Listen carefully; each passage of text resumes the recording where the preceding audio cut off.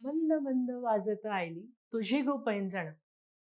मैत्रिणीची, यौवनाची, पत्नीची, सुखाची चाहूल अशी रुणझुणत येते. मग ती बांगड्यांची किणकिण असो की पैंजणांचा आवाज असो.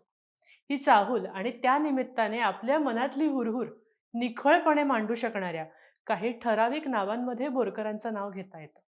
जन्म गोव्यातला, सौंदर्य, समुद्र याचं वरदानच ज्या भूमीला लाभलंय, तिथला त्यांचा जन्म.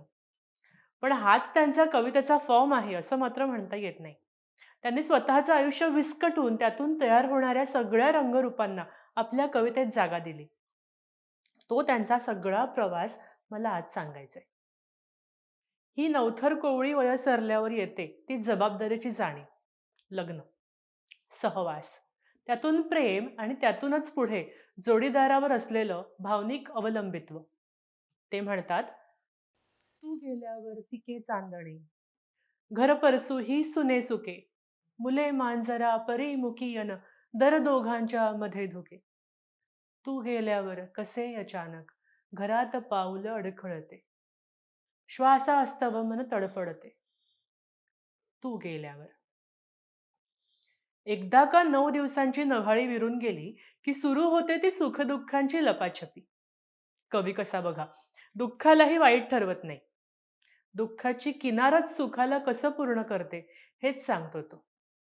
तिचं गमक कळत जातं आणि त्याला आयुष्य वळत जातं. कोणही व्यथा अशी सुखास लाज आणते, सागरार्थ कोणत्या उसासुनी उधाणते. गोव्यातला जन्म म्हटल्यावर समुद्राशी घनिष्ठ परिचय आलाच. त्याच्या भरती सरतीशी आपल्या सुखदुःखांची नाळ बांधली गेली असतेच. सतत दिवस रात्र जी गाज ऐकू येत असते, तिची आपल्या हृदयाच्या ठोक्यांसारखी सवय होऊन जाते आपल्याला. पण गावाबाहेरचं जग पारखं नाही होत कवीला कधीच. रामदासांच्या एकलकोंड्या तरीही वेल्हाळ उन्मुक्त जीवनाबद्दल ते लिहितात. दास डोंगरी राहतो, सात समुद्रा वाहतो, एकांती राहतो, चिंता विश्वाची वाहतो, अंधारी राहतो, ब्रह्म प्रकाश पाहतो, विजेसारखा पेटून भूतसंबंध भोवतो. संसार झाला, जगाची माणसांची ओळख झाली, जगभर भराऱ्या घेऊन झाल्या, की संध्याकाळी घरी परतायचं असतंच. संध्या वेळेची चाहूल. आपलं घर सुद्धा आपल्यासोबत मोठं होत असतं. मुलांनी त्यांची घरटी केली असतात.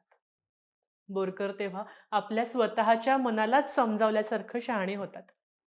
म्हणतात, पिलास फुटुनी पंख तयांची घरटी झाली कुठे कुठे, आता आपली कांचन संध्या मेघडंबरी सोनपुटे. कशास निस्त्या चिंता खंती, वेचू पळती सौम्य उन्हे, शिशुहृदयाने पुन्हा एकदा या जगण्यावर प्रेम करू. शेवटी या वेळा येतात ज्यांच्यासाठी संपूर्ण आयुष्य शब्दशः जगलो असतो आपण. देवाला अर्पण केलेल्या सुगंधी टवटवीत फुलांचा चोळामेळा दुसऱ्या दिवशी आपल्याला बघवत नाही ना, मग आपण त्याला निर्माल्य म्हणतो. तेवढंच आपलं समाधान. पूजेतल्या पानाफुलांना मृत्यू सर्वांग सोहळा, धन्य निर्माल्याची कळा. बोरकरांबद्दल थोडक्यात सांगते, अगदी थोडक्यात. मराठी भाषेतले, कोकणी भाषेतले पद्मश्री पुरस्कार विजेते कवी. त्यांचा जन्म कुचकडे या पावनभूमीत झाला. प्रापंचिक अडचणींमुळे त्यांना मॅट्रिकच्या पुढे शिकता नाही आलं.